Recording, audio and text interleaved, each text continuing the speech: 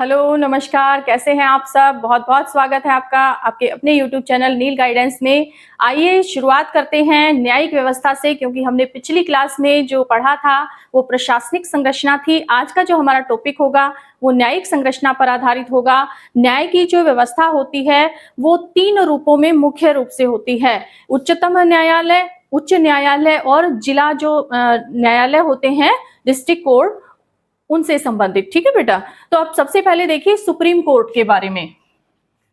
उच्चतम न्यायालय,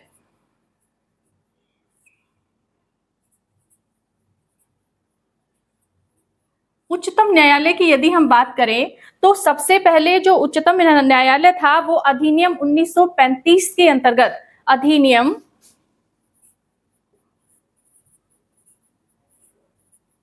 1935 के अंतर्गत ये अस्तित्व में सबसे पहले आया था, जहां 1937 में इसको क्या कहा जाता था? इसको कहा जाता था संघीय न्यायालय। संघीय न्यायालय। ठीक है बेटा, संघीय न्यायालय।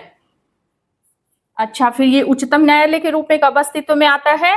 तो वो है 28 जनवरी 1950 को उच्चतम न्यायालय के रूप में ये स्थापित होता है।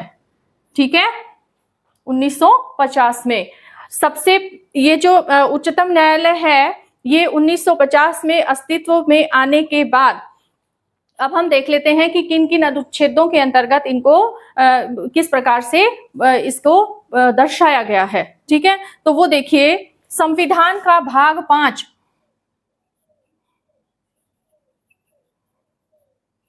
संविधान का भाग कौन सा है? 5वां।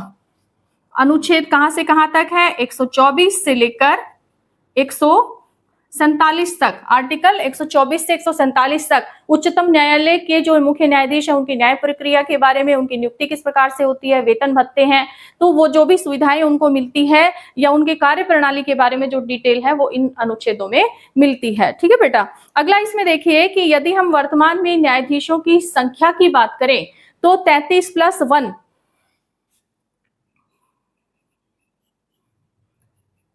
34 है। ठीक है, 33 न्यायाधीश, एक मुख्य न्यायाधीश। ठीक है बेटा, अगला इसमें है कि ये केंद्र या राज्यों के मध्य के मामलों का निपटारा करती है, राज्य और राज्य के मध्य जो मामले होते हैं उनको निपटारा करती है। साथ में ऐसा कोई केस हो जो आम जनता के यानी सभी लोगों के हित से टकराव हो, उन केसों को भी सुप्रीम कोर्ट में लाया जाता है। अगला अब आते हैं उच्च न्यायालय के बारे में। ये तो हो गया आपका सुप्रीम कोर्ट। ठीक है, इतना क्योंकि ये हम पढ़ रहे हैं हरियाणा सामान्य ज्ञान। ठीक है, तो उसके बारे में ही हमें पढ़ना होगा, लेकिन क्योंकि हमें शुरुआत करनी ही यहाँ से थी, सुप्रीम कोर्ट के बारे में भी हमें थोड़ा बहुत पता होना चाहिए, इसलिए मैंने ये टॉपिक ले लिया छोटा सा। ठीक है बेटा, अगला इसमें देखिए, अगला आता है आपका उच्च न्यायालय। उच्च न्यायालय की यदि हम बात करते हैं तो उच्च न्यायालय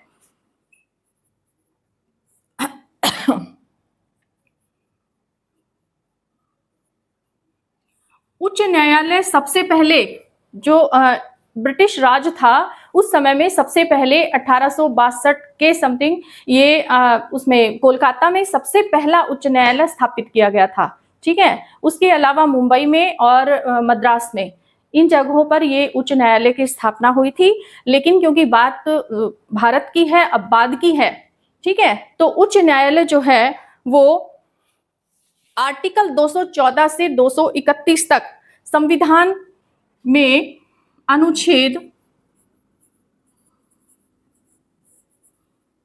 214 और उच्चतम न्यायालय का क्या था आर्टिकल, ये आप संख्या का कुछ ध्यान रखेंगे तो आपको इजीली याद हो जाएगा। ये आर्टिकल कौन सा था बेटा? 124 था। अब उच्च न्यायालय का कौन सा है? 214 है। संख्या को थोड़ा बीच में ले आओ, एक को बीच में लाना है वो उच्च न्यायालय हो जाएगा, और एक को पहले नंबर पर लाना है तो उच्चतम न्यायालय हो जाएगा। ठीक है, तो ये अनुच्छेद की बात आप इस प्रकार से ध्यान रख सकते हैं। अगला 214 से लेकर 231 तक प्रावधान किसके बारे में है? उच्च न्यायालय। उच्च न्यायालय के जो न्यायाधीश होते हैं, मुख्य न्यायाधीश होते हैं, उनकी नियुक्ति प्रक्रिया, उनके वेतन भत्तों से संबंधित और उनकी कार्यप्रणाली से संबंधित बातें इसमें होती हैं। ठीक है, अगला इसमें देखिए कि उच्च न्यायालय जो है वो सबसे पहला उच्च न्यायालय, कुल संख्या कितनी है इनकी? कुल संख्या की यदि हम बात करें तो ये 25 है। ठीक है, तो इनमें पहला कौन सा है? पहला इलाहाबाद हाई कोर्ट है, इलाहाबाद। ठीक है, और 25वें की अगर हम बात करें तो 25वां कौन सा है? उत्तराखंड है। ठीक है बेटा, 25वां कौन सा हो गया? उत्तराखंड हो गया। अब बात कर लेते हैं हमारे हरियाणा की। हरियाणा की ये जो अनुच्छेद 214 है, इसके अनुसार क्या प्रावधान किया गया था? अनुच्छेद 214 के अनुसार कि प्रत्येक राज्य का अपना एक हाईकोर्ट होगा, उच्च न्यायालय अपना अलग होगा। ठीक है, अनुच्छेद 231 में ये प्रावधान किया गया कि जो प्रत्येक राज्य में ये अगर ना हो, यानी 2 राज्य मिलकर भी अपना अलग से कोर्ट स्थापित कर सकते हैं, सदन को ये शक्ति दी गई। ठीक है, देखिए 1956 में 7वें संविधान संशोधन के माध्यम से संसद को यह अधिकार दिया गया कि वह 2 या 2 से की अधिक राज्य एवं संघ राज्य क्षेत्र के लिए एक संयुक्त उच्च न्यायालय की स्थापना कर सकती है। किसको यह अधिकार दिया गया? संसद को। ठीक है बेटा, इसमें देखिए अब आ जाती है बात हरियाणा की। 214 में अनुच्छेद में क्या कहा गया? प्रत्येक राज्य का अपना उच्च न्यायालय होगा। ठीक है, और 231 में फिर क्या कहा गया? संविधान के संशोधन के बाद इसमें कहा गया कि संसद को अधिकार है कि वह 2 राज्य या संघ को मिलाकर, ठीक है, 2 राज्य या संघ राज्य क्षेत्र के लिए क्या कर सकती है? एक संयुक्त उच्च न्यायालय, संयुक्त उच्च न्यायालय बना सकती है। ठीक है, अधिकार किसको दिया गया? संसद को। ठीक है, यहां तक समझ में आ गया। अब बात कर लेते हैं हरियाणा की। हरियाणा की जब हम बात करें तो इसी 231 जो अनुच्छेद है, इसी के माध्यम से हरियाणा जो है, पंजाब और हरियाणा हाईकोर्ट जो है उसकी स्थापना होती है। तो देखिए हरियाणा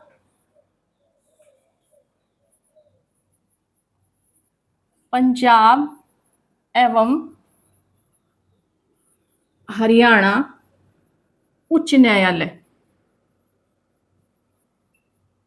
ठीक है, तो पंजाब एवं हरियाणा उच्च न्यायालय जो था वो सबसे पहले भारतीय अधिनियम 1915 के तहत पंजाब और हरियाणा उच्च न्यायालय की स्थापना कब हो चुकी थी? 20 मार्च 1919 को। अधिनियम यानी कि जब देश आजाद भी नहीं हुआ था, अधिनियम 1915 है बेटा ये। इस अधिनियम के आधार पर 20 मार्च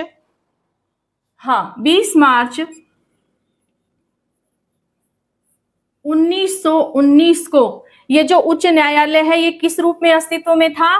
लाहौर उच्च न्यायालय के रूप में। लाहौर उच्च न्यायालय। ठीक है, 1919 में था। अब 1919 के बाद ये 1947 में जब देश आजाद हुआ तो अब इस लाहौर उच्च न्यायालय को, लाहौर तो क्योंकि पाकिस्तान का हिस्सा बन गया था, ठीक है, तो अब जब ये पाकिस्तान में चला गया तो उच्च न्यायालय जो पंजाब और हरियाणा का क्षेत्र भारत में रह गया था, उन क्षेत्रों को भी तो उच्च न्यायालय की या न्याय व्यवस्था की जरूरत थी। तो उसी को ध्यान में रखते हुए इसी लाहौर उच्च न्यायालय को कहाँ स्थानांतरित कर दिया गया? कहाँ स्थापित किया गया बेटा? शिमला में। शिमला में स्थापित किया गया और शिमला में यह स्थापित हुआ 15 अगस्त 1947 को 15 अगस्त 1947 को। इसमें यहां एक बात और ध्यान रखें, 20 मार्च 1919 को लाहौर उच्च न्यायालय की स्थापना हुई और उस समय यहां लाहौर हाई कोर्ट के नाम से जाना जाता था। इसके पहले मुख्य जो न्यायाधीश थे, प्रथम भारतीय न्यायाधीश, लाहौर उच्च न्यायालय के प्रथम भारतीय न्यायाधीश कौन थे? ये थे बेटा सर शादीलाल, और ये कहां से थे? रेवाड़ी से। ठीक है, इनको और क्या कहा जाता है? राय बहादुर। ठीक है, ये आप ध्यान रखिएगा। ठीक है बेटा। भारतीय अधिनियम 1915 के अंतर्गत पंजाब और हरियाणा उच्च न्यायालय की स्थापना होती है 20 मार्च 1919 को लाहौर उच्च न्यायालय के रूप में, और उस समय में लाहौर हाई कोर्ट के नाम से ये जाना जाता था। पहले भारतीय न्यायाधीश कौन थे? सर शादीलाल। कहाँ के थे? रेवाड़ी के थे। इनको अन्य किस नाम से जाना जाता है या किस चीज की इनको उपाधि दी गई है? तो वो है राय बहादुर की। ठीक है बेटा। अगला देखिए, शिमला में 15 अगस्त 1947 को ये स्थापना की गई। उस समय इसके अंतर्गत कौन कौन से क्षेत्र आते थे? पंजाब का क्षेत्र, दिल्ली का क्षेत्र। अब ये जो पंजाब का क्षेत्र है, हरियाणा इसी में था। ठीक है, तो हरियाणा का नाम इसमें नहीं है। और हिमाचल प्रदेश, क्योंकि शिमला में स्थापित हुआ था, तो कौन सा क्षेत्र हो गया? हिमाचल प्रदेश। ठीक है, तो इसमें शिमला में जब ये स्थापित हुआ था, उस समय पहले, यानी कि आजाद देश के जो शिमला हाई कोर्ट के जो चीफ जस्टिस थे वो कौन थे? तो वो कौन थे बेटा? श्री रामलाल, न्यायमूर्ति श्री रामलाल। ठीक है, कौन थे? श्री रामलाल। ठीक है बेटा। इसके बाद 17 जनवरी 1955 को, अब क्योंकि पंजाब के जो लोग थे, दिल्ली के लोग थे, उनके लिए शिमला जाना आसान नहीं था। ठीक है, तो इसीलिए इनकी समस्या को ध्यान में रखते हुए अलग से जो कोर्ट है वो कहाँ स्थापित किया गया? पंजाब में स्थापित कर दिया गया। पंजाब में कहां पर स्थापित किया गया? तो वो आप देखिए, पंजाब में यह स्थापित किया गया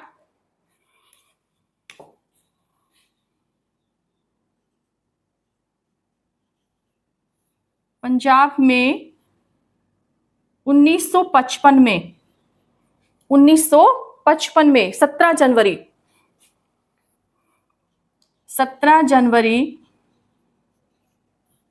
1955 को कहां स्थापित हो गया था? पंजाब के चंडीगढ़ में। ठीक है बेटा। हाँ, तो देखिए बेटा, पंजाब में ये जो पहले शिमला में था उच्च न्यायालय, शिमला से ये कहां पर स्थानांतरित किया गया? कहां पर इसको जो है स्थापित किया गया? तो पंजाब में 17 जनवरी 1955 को। तो 17 जनवरी 1955 को ये कहां आया? चंडीगढ़ में आया। ठीक है, कहां आया? चंडीगढ़ में। ठीक है, जिसके शिल्पकार कौन है? तो यदि इसके शिल्पकार की अगर हम बात करें तो ये हैं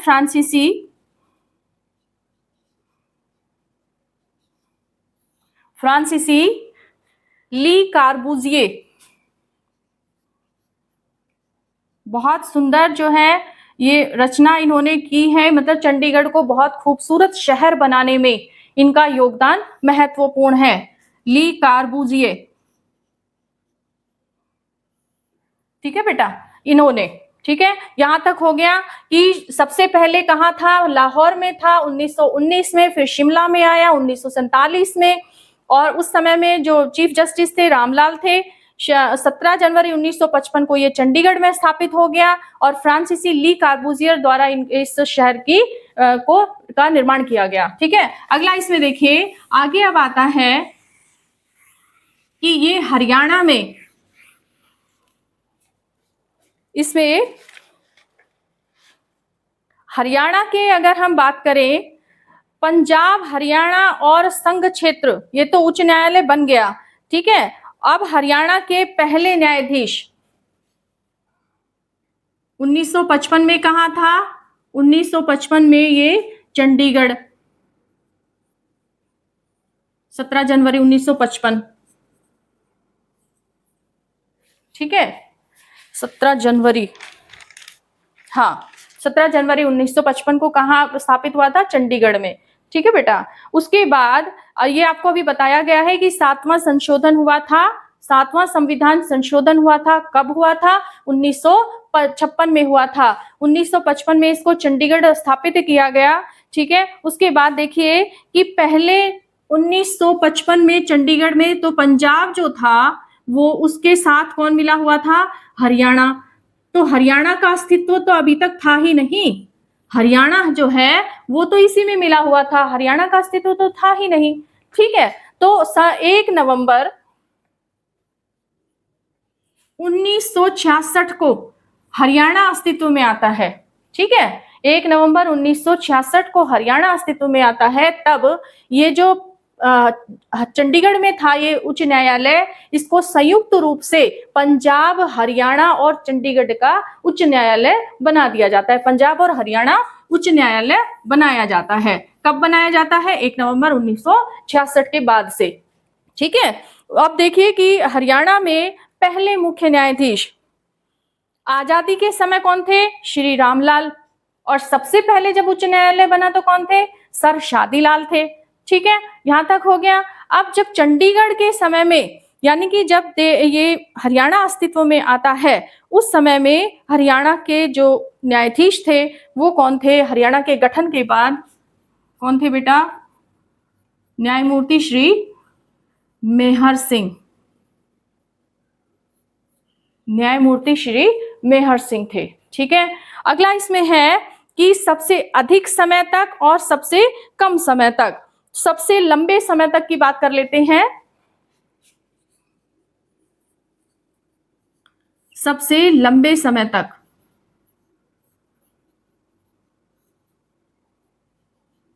सबसे लंबे समय तक हाईकोर्ट के चीफ जस्टिस कौन थे? अमरनाथ भंडारी, अमरनाथ भंडारी, ठीक है। उसके बाद सबसे कम समय तक, सबसे कम समय तक, तो सबसे कम समय की अगर हम बात करें तो कौन थे? देवी सिंह तेवतिया, ठीक है, देवी सिंह तेवतिया।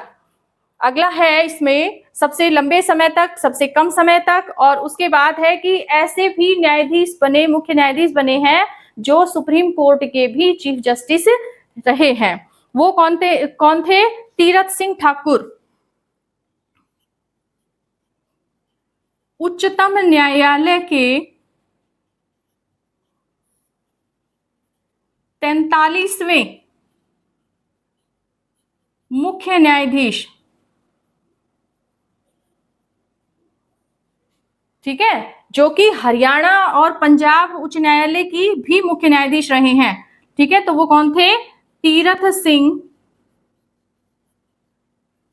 ठाकुर, ये ध्यान रखिएगा आप, ठीक है। ये सारे वही क्वेश्चंस हैं जो आपके एग्जाम में बने हुए हैं, बहुत बार आते हैं, ठीक है, और हर पॉइंट महत्वपूर्ण है, इसलिए आप इस पर फोकस करें और वीडियो को स्किप ना करें, पूरा वीडियो देखें, ठीक है बेटा। बहुत महत्वपूर्ण क्लास है ये आपके लिए, एग्जाम में कोर्ट से संबंधित क्वेश्चंस आपके बहुत ज्यादा बनते हैं, ठीक है। आगे इसमें देखिए कि तीरथ सिंह ठाकुर, तो ये जो तीरथ सिंह ठाकुर है ये बेटा सुप्रीम कोर्ट के भी न्यायाधीश रह चुके हैं, मुख्य न्यायाधीश तीरथ सिंह ठाकुर, ठीक है।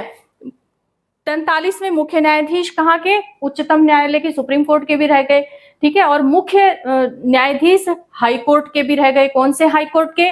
पंजाब और हरियाणा उच्च न्यायालय के, ठीक है बेटा, ये आप ध्यान रखिएगा। अब बात आती है कि वर्तमान में मुख्य न्यायाधीश कौन है। तो वर्तमान की अगर हम बात करें, वर्तमान में मुख्य न्यायाधीश कौन है? शील नागू, ठीक है, शीलनागु, वर्तमान में शीलानागु भी लिखा हुआ है कई जगह शीलनागु भी है। ठीक है, तो शीलनागु है। ठीक है बेटा, 9 जुलाई 2024 से इन्होंने पद ग्रहण किया हुआ है। ठीक है, अगला आता है आपका जिला न्यायालय। ये क्या था अब तक? High court. ठीक है, अब आगे आता है आपका जिला न्यायालय।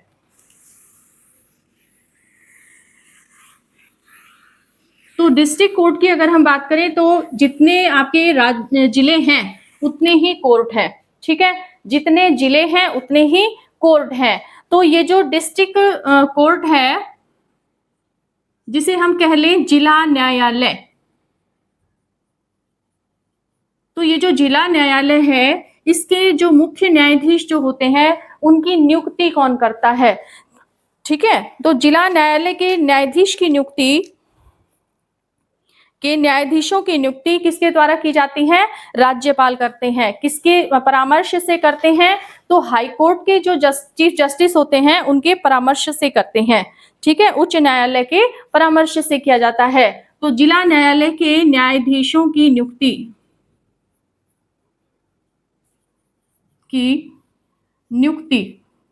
तो यदि हम इनकी नियुक्ति की बात करें तो कौन करेगा?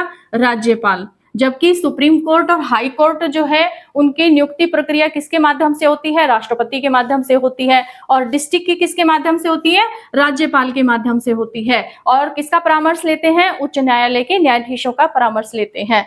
ठीक है, अगला इसमें ये अनुच्छेद की अगर हम बात करें तो डिस्ट्रिक्ट कोर्ट के बारे में जो अनुच्छेद है वो अनुच्छेद 233 है। अनुच्छेद 233। ठीक है, इसमें इसका जिक्र किया हुआ है। आगे इसमें देखो कि जिला न्यायालय के अंतर्गत जो दीवानी न्यायालय है या फिर इसको हम कहें फौजदारी, दीवानी, जिला न्यायालय और सेशन न्यायालय, जिसे फौजदारी मामलों के लिए भी इसको प्रयोग में लाया जाता है, यानी फौजदारी मामलों का निपटारा भी किया जाता है। प्रत्येक जिले में कितने न्यायालय होते हैं? दो प्रकार के न्यायालय होते हैं, फौजदारी मामलों के लिए और दीवानी मामलों के लिए। ठीक है, अगला है इसमें हरियाणा में स्थायी लोक अदालत कितनी है? हरियाणा में स्थायी लोक अदालत 11 है। ठीक है बेटा, इसमें है हरियाणा का पहला मोबाइल न्यायालय। हरियाणा का पहला मोबाइल